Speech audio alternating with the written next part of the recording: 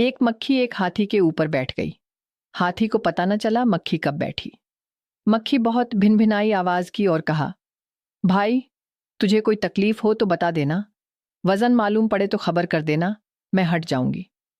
लेकिन हाथी को कुछ सुनाई न पड़ा। फिर हाथी एक पुल पर से गुजरने लगा। बड़ी पहाड़ी नदी थी, भयंकर गंध था। मक्खी ने कहा कि देख, दो हैं, कहीं पुल टूट न जाए।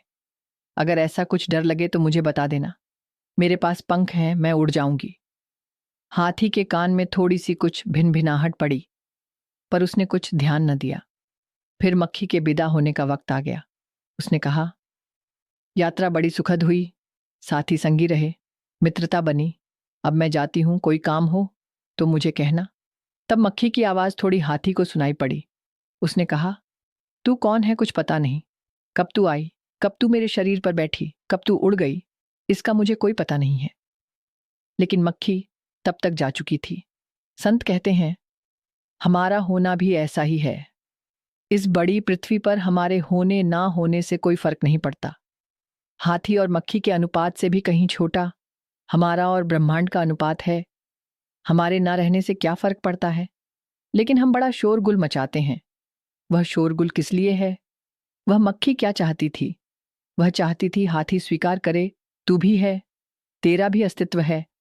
वह पूछ चाहती थी, हमारा अहंकार अकेले तो नहीं जी सकता है, दूसरे उसे माने तो ही जी सकता है। इसलिए हम सब उपाय करते हैं कि किसी भांति दूसरे उसे माने, ध्यान दें, हमारी तरफ देखें, उपेक्षा न हो। हम वस्त्र पहनते हैं तो दूसरों को दिखाने के लिए, स्नान करते हैं, सजाते संवारते हैं ताकि दूसरे हमें सुंदर समझें। धन इकट्ठा करते, मकान बनाते तो दूसरों को दिखाने के लिए, दूसरे देखें और स्वीकार करें कि तुम कुछ विशिष्ट हो, ना कि साधारण। तुम मिट्टी से ही बने हो और फिर मिट्टी में मिल जाओगे। तुम अज्ञान के कारण खुद को खास दिखाना चाहते हो, वरना तो तुम बस एक मिट्टी के पुतले हो और कुछ नहीं। अहंकार सदा इस तलाश में है, वे आंखें मिल जाएं जो मेरी छाया को वजन दे दें। याद रखना, आत्मा के निकलते ही यह मिट्टी का पुतला फिर मिट्टी बन जाएगा। इसलिए अपना झूठा अहंकार छोड़ दो और सबका सम्मान करो, क्योंकि जीवों में परमात्मा का अंश आत्मा है।